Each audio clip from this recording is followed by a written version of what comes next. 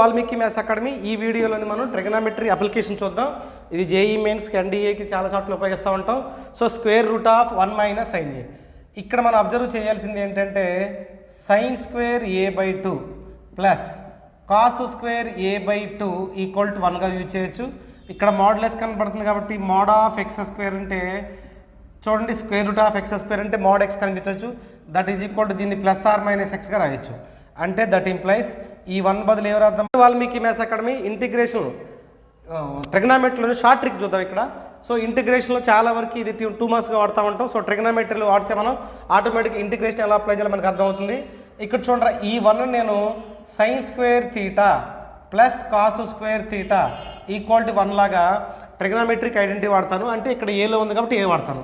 అంటే టోటల్గా దీన్ని ఏం రాయొచ్చు మనం, సైన్ స్క్వేర్ ఏ ప్లస్ కాస్ స్క్వేర్ ఏ ప్లస్ 2 సైన్